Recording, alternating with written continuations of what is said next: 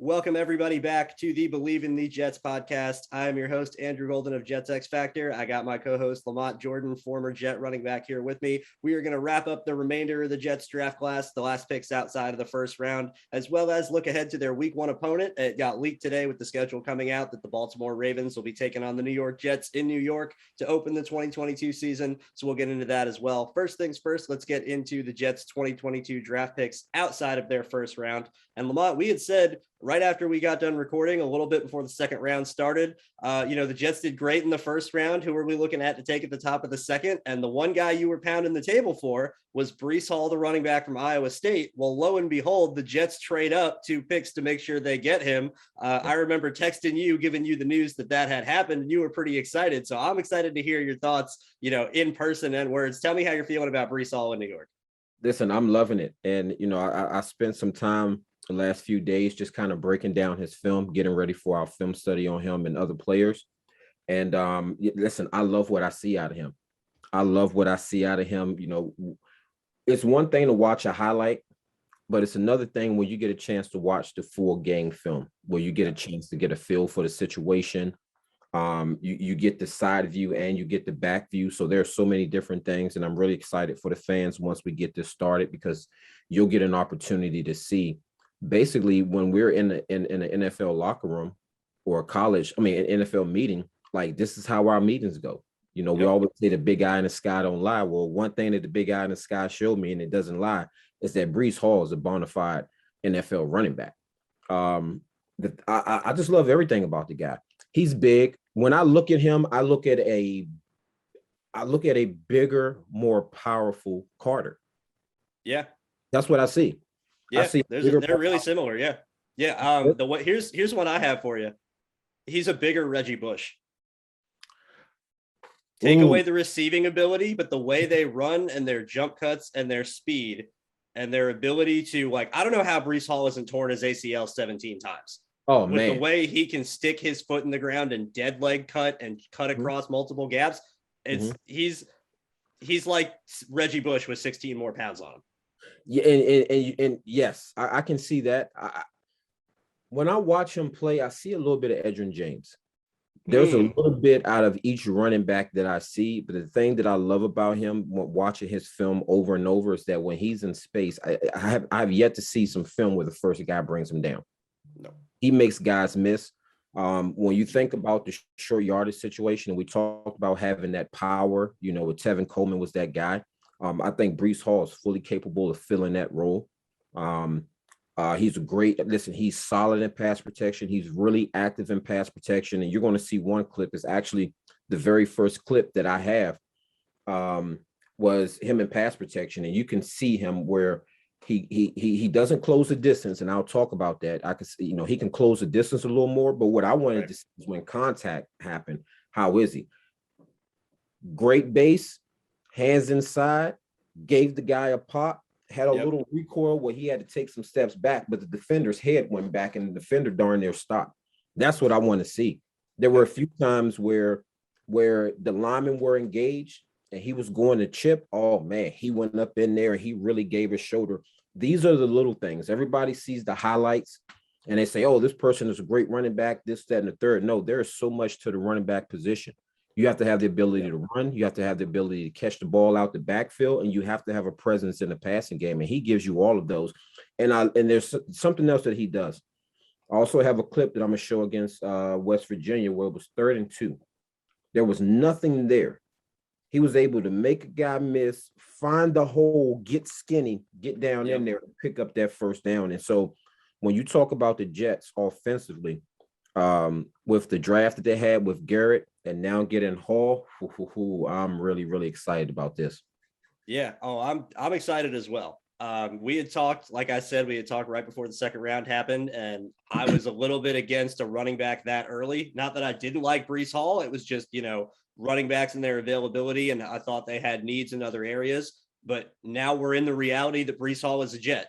Holy freaking crap, he is going to be so good in this offense.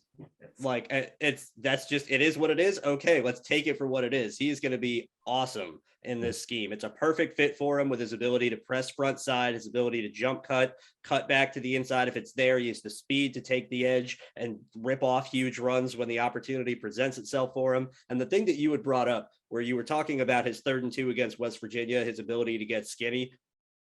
What I really love about him is you said it, he can be that goal line back. He can be that short yardage back. He had an NCAA record 24 straight games with a touchdown. Not all of them were breakaway 80-yard scores. A lot of them were short yardage runs. A lot of them were close to the line or close to the goal line, and his ability to see holes before they open, his vision, his patience, and his ability to angle his body and get skinny and get through holes makes him so hard to defend in the red zone. Yes. It makes him very, very hard to stop on the goal line because he's so explosive. If you give him the edge, he'll take it and that's it. If you give him any crease to the inside, he'll beat your linebackers to the spot.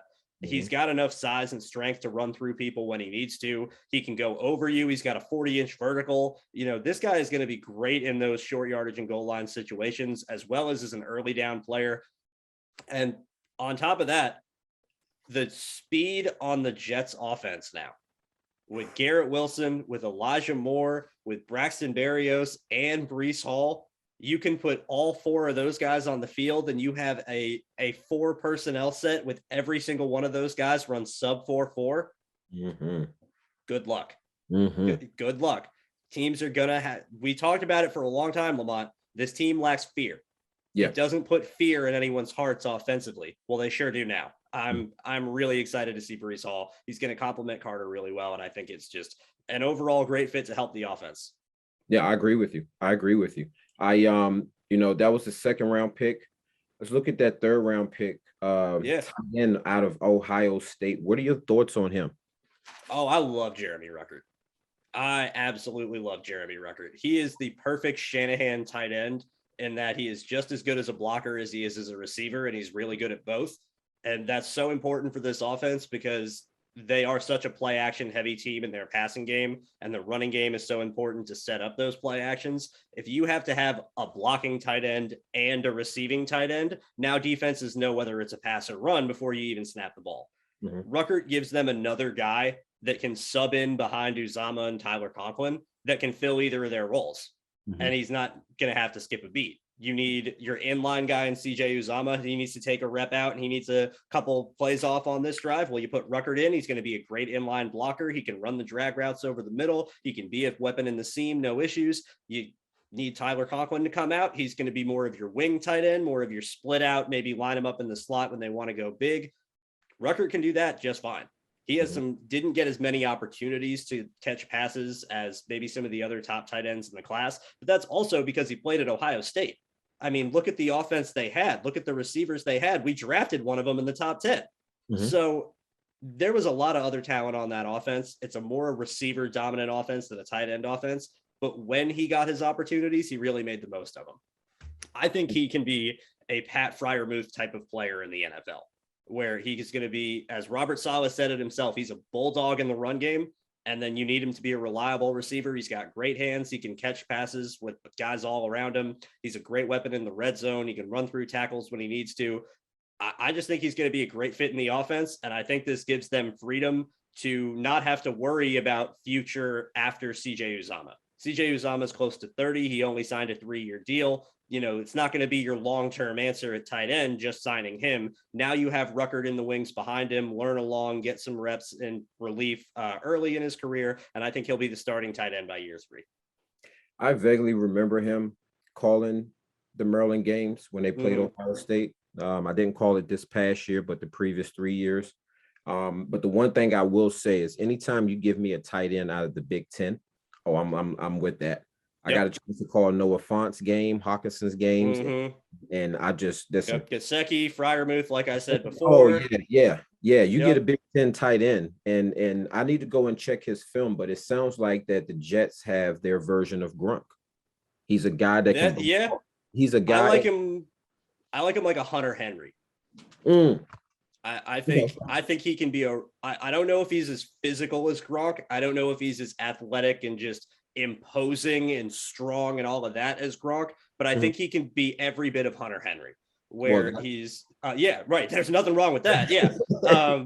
No, he's a really capable receiver. He had, when Ohio State played Bama 2 years ago in the championship, he had a couple really, really big plays in that game to secure them that victory. One in particular, I forget who was covering him, but he was running a seam route over the middle, and Justin Fields throws an absolute seed of a seam route, ear hole in the guy who's covering him in man with his back turned, and Ruckert just sticks his arm out with one hand and just plucks the ball. Like arm goes out, ball stops. Catches it right on the point, brings it in, big like 25-yard run. He had another like 2 catches in the red zone, 1 for a score. I think like he's a player. His opportunities were limited and his testing was really limited because he was injured throughout the draft process. He's recovering from a foot injury. All indications are that he's going to be okay. And he should be ready for camp, shouldn't miss any time or anything like that. But he kind of got forgotten a little bit.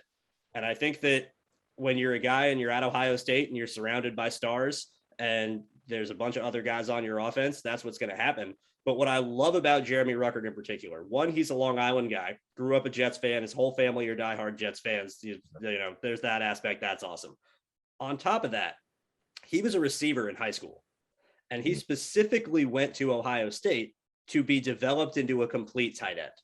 Wow. Or if you listen to him talk, he said, I had these options as a receiver, as a potential tight end, and I wanted to go to Ohio State because I wanted to be an every down player. I didn't want to just be a move tight end. I didn't want to just be a receiving guy. I wanted to be able to be a guy that can be on the field at all times. And he did an interview with Jets media after he got drafted. And he was saying, I was there as a freshman at 18 years old, going up, having to block Chase Young and Nick Bosa in practice. I learned to want to block and to get good at blocking real quick. I learned that if I don't get right, that these guys are going to embarrass me. And you can really see in his effort and his technique that he's a developed player. I think I love him. I love the pick. It wasn't a huge need, but the value of Jeremy Ruckert, when they got him with the 101st overall pick, he was a top 70 player on my board. That's great value to me. I agree with you. And like when we look at these first 5 picks, and you know me, the only one that I have a question about or that I'm holding, this is just wait and see, is the number 1 pick. But if you look at Garrett Wilson, Jermaine Johnson, Breece Hall, Jeremy Ruckert, I mean, the Jets had a great draft, man. Oh, and we get into the last 2 guys. It's those 2. This is every single pick could be a potential to have something off. I'll jump right into it. Let's get into Max Mitchell. Okay. Max Mitchell blew me away, dude. Max Mitchell really, really impressed me. His pass protection skills are top-notch. They are as good as some of the best offensive tackles I watched in this draft. Maybe not the top 3 guys that all went in the top 10, but he was a better pass protector than Trevor Penning. He was just as good as Tyler Smith. He was, equally serviceable as both of the guys from Central Michigan who went in the 2nd round. His pass protection skills are fantastic. His hands, he is the best independent hand use I saw out of anybody all year. He's a wizard. He's got less than ideal measurables, which is why he went in the 4th round. Arm length is not quite what you want. Athleticism overall is pretty much average, if not slightly below. But you watch him on tape, his feet are really quick. His awareness is awesome. He can mirror guys in protection really well. And he's got like professional boxer hands. With the ability to just strike people at the right moment, stay in protection, give a one-hand strike, have someone swat away his hands, come back with the other hand and reset. It's really, really nice. I'm really hopeful of his skills in pass protection. And I watched a game of him. I tried to find a game of him against some Power 5 competition, because whenever you see a small school guy, you want to see if they've played any big competition or the best teams that they could have played to see how they are. If they aren't going to play any big competition, then go dominate in your small pond. So I found a game from this past season that was Louisianna Lafayette at Texas. And I know Texas isn't what they necessarily used to, but they're still Texas. They're still the Big 12. They still get top recruits, and they still have dudes that are a lot more talented than what he was seeing at Louisianna Lafayette most weeks. And there's a rep he had. It wasn't even a rep. It was a series, really. After about midway through the 3rd quarter. I don't know why his coaches were doing this. I have no explanation, whether it was an injury or a game plan or whatever. But he flip-flops between left tackle and right tackle in the middle of drives, like on back-to-back plays, like 7 times in a row. Okay. So he'll go first play, he's left tackle. They call a quick pass, it gets 6 yards. All right, let's get everyone back up to the line. Now it's a right tackle. Now I'm playing right tackle. It's a run play, first down, cool. Now I'm back to left tackle, back and forth, run and pass for pretty much the entirety of this drive down the field that they ended up scoring on. He never skipped a beat. He didn't look like it was either side was any more comfortable for him. He was perfectly fine either way. So I think the Jets drafted him to be the main backup tackle. He is now, Morgan Moses is in Baltimore. We're very uncertain about Chuma Edoga, who's been here for years and hasn't shown much development. Connor McDermott was, a tight end who became a tackle who's seen some reps, but not necessarily a guy you're going to trust. This is a guy that's going to be your swing tackle. This is your now 6th offensive lineman on the depth chart, where he can play left, he can play right, he can fill in on either side. He's comfortable doing both. He trained in both all spring. Throughout the draft process, he was wanted to be comfortable playing both so that he could be drafted on either side. He's going to be comfortable as a backup on either side. And I really think that he could have a future as a potential starter if the Jets tackle situation gets hairy. If George Fant and Mekhi Becton, if one of the two of them starts to falter and the Jets are going to be in need of a tackle in the future, I don't think it's going to be we have absolutely nobody. We need to go sign somebody or we need to draft somebody in the first round. I think Max Mitchell's going to have a shot at that job. He reminds me a lot of Riley Reef. And then I looked up their athletic profiles. They're practically identical. Like they're RAS wise, Max Mitchell was a 5.35. Riley Reef was like a 5.48. So they're almost identical athletically. Play style wise, it works really well. I like him a lot. I think he's going to be one of the main backups on this team for sure, if not a future starter. You know what? Looking at that pick and then looking at the free agents that, that the Jets signed, if you're an offensive lineman, you're pretty locked in because they didn't bring in any free agent offensive lineman. They didn't draft anyone either. That was a top pick. No. And they didn't draft one. So that tells me that the coaching staff feels really confident with the people that they have. Now you add a top tight end. You add a lineman that, like you said, I think you said you had him in your top 70. I had Ruckert in my top 70. The last two guys I hadn't seen any of before the draft process. So I didn't have them in my rankings. Not that I was down on them. I just hadn't seen them. But revisionist history, seeing them now, grading them as if I would have graded them before, they both would have made my top 75. Now, I listening to you talk, I like the Max Mitchell. The fact that you saw a drive where he played both left and right tackle. Yep. That's huge. On back-to-back plays, too. Back-to-back plays. What that says to me is that what you drafted in the fourth round is, and I will have to look at his measurables, is a guy that can perhaps play guard and tackle. So if you have any type of injuries, you said he started at left guard before. He started at left tackle, right tackle, and left guard over his career in Louisiana. Yep. That's a huge pickup for the Jets then. To be able to have that type of versatility on your offensive line, that is huge. So I'm excited to look at his film and break his film down also. The last guy, Clemons, I feel like I watched some of his film. Oh, Micheal Clemons is a dude. I feel like Micheal Clemons is. Did he play in the Senior Bowl? I think so. Okay. I think he was in the Senior Bowl. I don't entirely remember which roster he was on, but I think he was in the Senior Bowl. Micheal Clemons is Emmanuel Ogbah. Okay. Like 6'5", 260 between. Probably is going to play at around 270.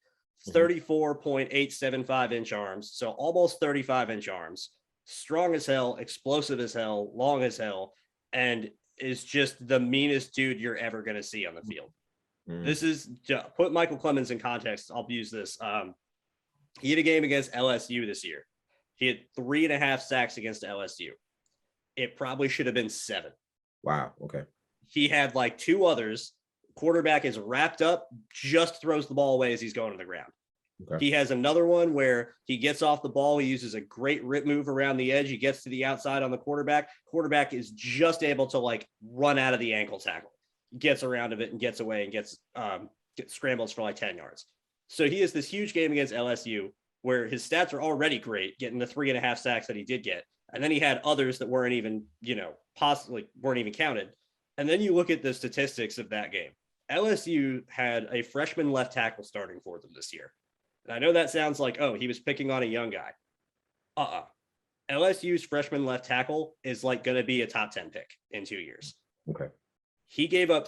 LSU's freshman left tackle gave up 3 sacks and 7 pressures all season in the SEC. 3 of those 3 sacks and 4 of those 7 pressures were against Micheal Clemons.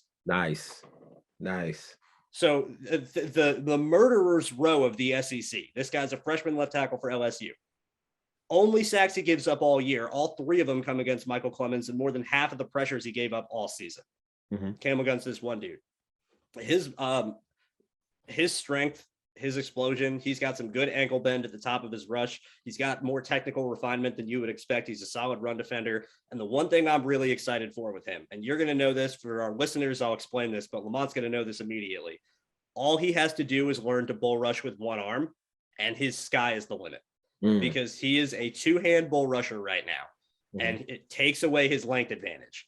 He has these near 35-inch arms that are so long, and he's so strong with them that he's able to just run through people. He is a rep against that LSU left tackle where one of his sacks, he gets low and uses a 2-hand bull rush and quite literally pushes the guy onto his butt.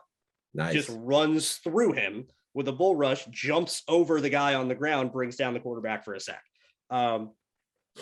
Once he learns to rush with one arm instead of 2, for the people listening, the reason I'm saying that is when you are a pass rusher, length is incredibly important. Being able to get your hands on a tackle and outreach them before they can reach you takes away their ability to counter, gives you the advantage, allows you to win the rep. If you are reaching with one arm, and I have on video here so I can do this, you stick both your arms out at once, they're going to go a certain distance because your shoulders are locked and they're flat. If you extend one arm at a time, you can turn your shoulder, get that extra few inches of reach, and it gives you an extra couple inches to make sure you can get your arms longer than if they're straight up. Every defensive line coach in the world is going to say one arm is longer than 2, and that's what they mean by that. All Micheal Clemons has to do is learn to start bull rushing with one arm, and no one's going to outreach him because his arms are so long to start. Now, if he can start maximizing that length, turn that 35 inches into 39 inches, no one's getting their hands inside on this dude. And he's strong enough to just walk people back into the pocket. And all he has to do is add in the 2 counters that he already has. He's shown this on tape. He's a really good inside spin, and he's got a really good rip move. So if he can hone that one-arm stab, you flash the one-arm stab and either spin back to the inside off of it if people are going to brace for power, or you flash the one-arm stab and you dip under it once guys flash their hands. Worst case scenario, you just run clean through them. I think he could be a fully effective pass rusher in the NFL with 3 moves. I think that's all he would need. He's so strong and long and athletic and just aggressive and powerful. He doesn't need to, be the most technical dude in the world. He's just going to be able to have his one bread and butter move that's going to scare the hell out of tackles, the couple of counters off of it when they overset for it, and the guy's going to be getting 7.5, 8 sacks a year, no problem. I am so excited for him.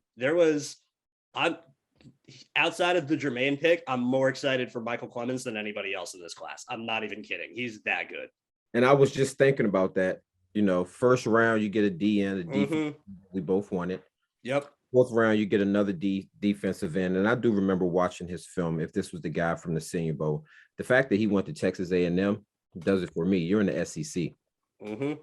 And looking at this draft and looking at the free agents that we've picked up, the thing that I'm excited about for the Jets this year is the level of competition that you're going to have in camp, because I feel like the Jets have just added a lot of depth to every position. Yep. If you look at the major talent upgrades everywhere. Yes, major talent upgrades everywhere, which means you don't have a bunch of guys that have these lackadaisical attitudes. Hey, I'm the guy, I'm here. They don't have anybody behind me. No. Yep. No, if you're Corey Davis, hey, you're worried about these wide receivers that they bought in from the free agent. Should be. You really should be. You're getting them a lot cheaper, and they're going to do the same thing he's going to do, but a lot cheaper, but with better. They just paid you a bunch of money and felt the need to use the 10th overall pick on a wide receiver. Yes. You're on notice. You're on notice. Exactly. Yeah, you're on notice. This creates a lot of competition. And when you're talking about a young team, because we have to remember the Jets come last year were one of the, if not the youngest team, had team. more snaps played by rookies than any other team in the league by about 120 snaps. Yeah. Oh man, this team is. I expect this team to be significantly better. I think a lot of it is going to be on Gardner. Is he the guy that is he a fourth round pick, or is he just an overhyped guy that went to Cincinnati? That still remains to be seen. But I'm loving what I'm seeing so far out of the Jets. And for me, if the quarterback position, if we can get better at the quarterback position, if he makes major leaps at that quarterback position, you have weapons now. There are no excuses. As Herm used to say, no excuses, no explanations. You know, for me, and I said this a while back, I think Zach is on the clock. This is this is agreed. No, this is make or break for him. I'm not going to sit here and say any statistical, he has to throw for this many yards or this many touchdowns or win this many games or anything like this. It's as simple as this. If the team is carrying Zach Wilson by the end of next year, we got issues. Yes. It's that simple. If Zach Wilson can't make the most of his talent and maximize this team around him and turn them from a collection of talent into a functioning offense, it's going to be time to maybe find someone who can. Yeah. Because now you got all this talent on this team, you can't waste them. Yeah. This is the team is getting ready to win now. Yes. The team is ascending a lot faster than their quarterback position might be ascending. And if so, then that's going to have to be addressed at a later date. But you're 100% right. The clock starts now for Zach. The rookie year is over. The adjustment time is over. The weapons around you are over. If, God forbid, knock on wood, every single person in his receiving core gets injured again next year, then maybe we can revisit things again and we can go from there. But as of right now, on paper, there are no excuses. Mm-hmm. And if he is the weak link of the offense, it's going to be really obvious. It's going to be really telling. So I would say that that's the bar for me. He be a guy that is not carried by the team. Make the team better. Make this already good team around you that much better. Be the catalyst that drives everybody. Be the engine that makes everybody else better. Don't be the trailer they're having to pull along. I'm 100% with you there. And one other thing I wanted to touch on, where you had mentioned about the talent level overall. This is something I've been thinking about for a while, especially this past year. For many, many years, we hear stories of beat reporters going over in the summer to training camp and OTAs and everything like that. And we'll hear, oh, this team looks great. The offense is looking fantastic. Teams are improving. Everyone's getting better. And then the regular season happens and they go out on the field and it looks like they're a complete dumpster fire. And everyone's going, what happened? What happened? And everyone said they look so great in OTAs. Yeah, the team had no talent on it.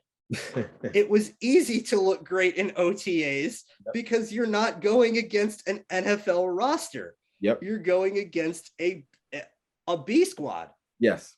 And so it's a lot easier to look great in OTAs when you're going against less talented guys than when the pads are actually on and the bullets are really flying and you're going against talented teams in the NFL. That's not going to be the case this year. Nope. The Jets overall might look like things are struggling in OTAs. That's good. Yeah. That's good. That means the competition is good. That means both sides of the ball are competing.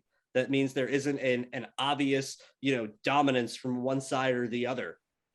I'm really excited to see some of the training camp battles that we're going to watch. And I think this will be where we'll end before we get into preview in Baltimore.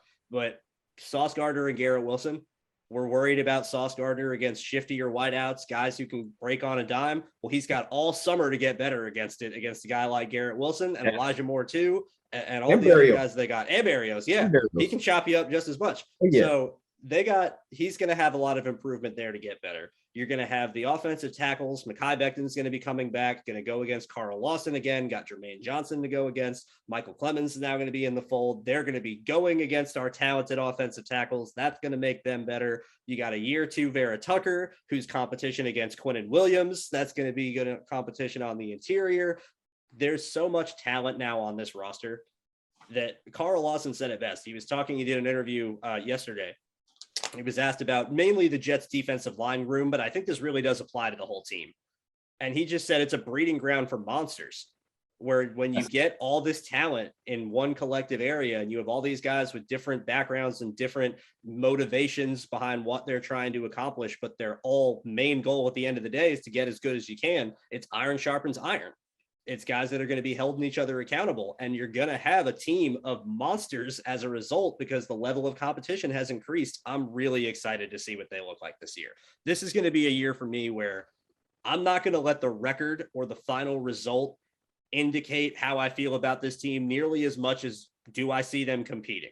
Do I see them being in it in the end of games with teams that are tough? Are they beating the teams they should beat by X amount of a margin? Are they not letting games slip? Are they consistent after bye weeks? How do they handle playing on the road?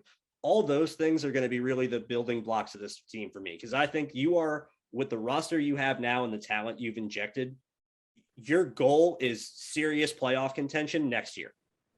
Year 3 of Zach Wilson, you're hoping to be 10 wins. You're hoping to be 11 wins in the playoffs, fighting for your division title. You know, that's got to go that quickly, because if not, and you're entering year 4 of Zach Wilson and you're not even in a playoff conversation yet, you might be looking for a new quarterback. I agree with you. I'm going to say, forget next year. I remember getting drafted by the Jets in the second round where, we made the playoffs my rookie year. Yep. We made the playoffs the second year. And if you think about this, that year we made the playoffs. Vinny Testaverde was our quarterback. We had Chad Pennington. You had Lavernius Coles. You had Anthony Beck. We had a lot of young players. We had a good mixture of solid vets and a good mixture of young players. And I see the same thing here, is that we got a lot of young players that are hungry. There's going to be a lot of competition. And that first game of the season, not sure if it's home or away. It's home. It's a home game. That first game of the season, I think Baltimore is the perfect opponent. Agreed. And here's why. Defensively, Baltimore is going to challenge you in an area where I said, and then we talked about this, Jermaine Johnson is going to be huge when you have to deal with these running quarterbacks. Last year, one issue, and I said it week after week, we had a hard time blocking teams that ran right at you, ISO, things of that nature. Baltimore is going to hit you with that. And so, and then when you think about the offensive weapons we have, you look at, listen, we had a great draft. I think Baltimore had. So did they. They had a great draft also. So our offense is going to be tested. Baltimore historically has been a solid defensive team. Yep. To go ahead and put this young talent out here, first game of the season against the Baltimore Ravens, a team that all the way across the board, their offense is going to put some pressure on our defense. Their defense is going to put some pressure on our offense, and Baltimore's special teams has always been top notch. And so for this being the first game of the season, this in itself is a playoff game. Oh yeah, this is a litmus test right off the bat. Yes. This is a are you for real or are you pretending immediately? The Jets run defense, did it get any better? Well, we're going to have to find out week 1. Yeah. Because the Ravens receiving core got worse. They lost Marquise Brown. They added some tight ends and they had some other guys down the line at receiver, but they lost one of their main receiving targets. Mm-hmm. Their offensive line got better. They added Linderbaum in the first round. They're getting Ronnie Stanley back at left tackle. You still have Lamar Jackson. You have both of their running backs coming off torn ACLs back. You're going to have J.K. Dobbins back. You're going to have Tyson Williams back. You obviously have Lamar Jackson. You got Andrews. And you got Mark Andrews. This run game is going to be disgusting, as it has been for so many years prior. So you're going to have a serious test over, can you stop the run? You also have the test over, can you contain the quarterback? Like you had said first off the jump, where whenever they play Josh Allen, here's going to be your practice. Because you're going to have to chase Lamar Jackson around the field. And most importantly, the Ravens defense is serious. Yes. The Ravens defense is no joke. They were number 1 in the NFL in run defense last year. For as good as their secondary is, with now adding Marcus Williams, Kyle Hamilton, you still have Marlon Humphrey, you still have Chuck Clark in the back end. They're like one other really good corner away from having by far the best secondary in the league. Yeah. That's a test. Yeah. You got Odafe Owe as a pass rusher. You got David Ojabo, if he's healthy enough to play week 1, now coming in off the edge as well. it's the Ravens, so they're going to have a ton of other dudes on the defensive line anyway, just because that's what they do. They added Travis Jones in the 4th round somehow, stole him and was able to get him in their defense. This defense is no joke. Yeah. And in my opinion, John Harbaugh is one of the 5 best coaches in the league. Easily. Like easily. It's 2 of the 5 are both in the AFC North with Harbaugh and Tomlin. Like I hold them in both very, very high regard. So you're going to have a team that's talented. You're going to have a team that's talented on both sides of the ball. That's a bad matchup for what you were historically at last year, what you were poor at. And you have one of the best coaches in the NFL along with it. That's an excellent game planner. That's an excellent game manager. Special teams are on point because he was a special teams coordinator. Yep. So he's always on point with that. This is a serious game. On top of all of that, historically, Lamar Jackson plays his best football early in the season. His week 1 over his career, his 3 or so years in the league, his week 1s are some of his better games of his career, bar none.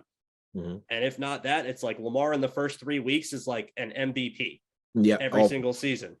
Yep. And so you're going to get Lamar at his best too. Mm-hmm. This is a serious, serious game. You know what? Home crowd better be there in force.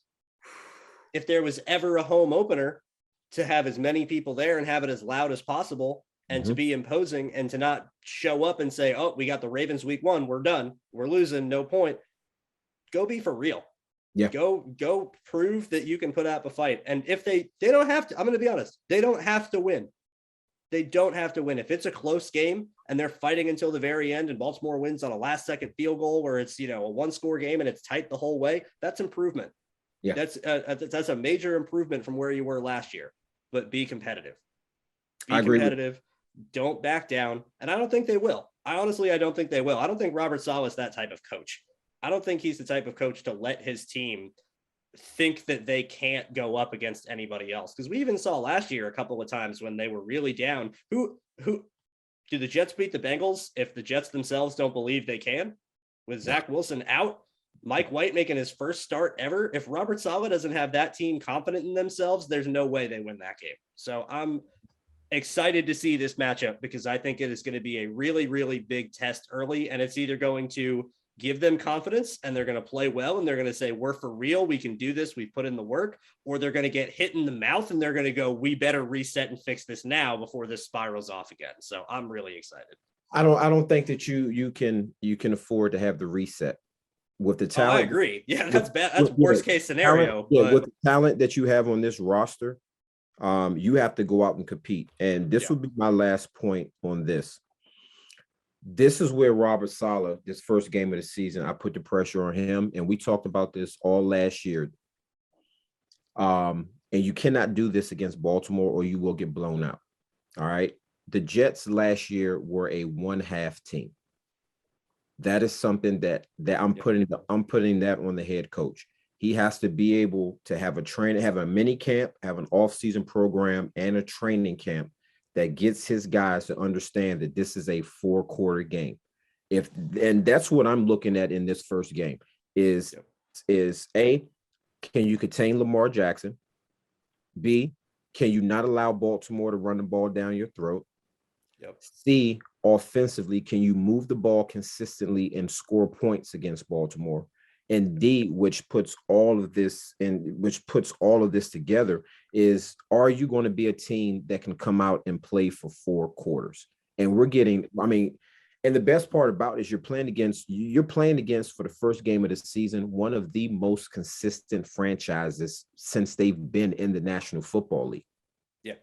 And so literally from their very first draft picks were Ray Lewis and John Ogden. If that says anything. They have been successful from their conception and have stayed that way for the entirety of their existence. Yes. And so if ever there was a perfect first game of the season that can force you as a team to look in the mirror and say, hey, do we look the same?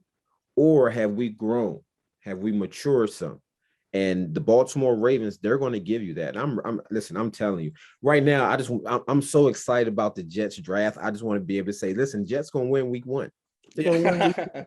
But it's the Baltimore Ravens. I can't do that. It is entirely too early, but I really am excited about this Jets team this year, especially for the first game of the season, because I think that first game of the season is going to answer a lot of questions, but I think it's also going to present a lot of questions also. And for the first game of the season with a young team, second year head coach, I think that this is just perfect. With the draft that you had, the city's going to be excited about you. The New York Giants are going to suck. And so, like, if you're there's no probably about it. Giants are going to suck. I stay here in Washington, so I do a lot of stuff with the Washington Commanders. And so I know pretty much everything about the AFC East. The Giants are going to suck. If you're the Jets fan, if you're the Jets, this is your year right here to get New York City to focus and concentrate on the Jets. You don't have the Knicks. You don't have the Mets. You're not going to have the Giants. You don't have Brooklyn Nets, just got swept. New York Jets, this is your chance to get the city behind you. It. Yeah, they really do. They really do. It has been a long time since the city has been behind the team, and it's definitely overdue. This will be their chance to do it for sure. There's an interesting point I want to make. Last thing I'm going to say about this week 1 game, because week 1s are always weird. They just are. Yeah. It's, you're not used to the live contact. You've had some preseason, but it's the week 1 jitters. Teams are always going to have some new wrinkles that they didn't do last year to try and, throw stuff off. You don't have much tape. You have new players in new spots.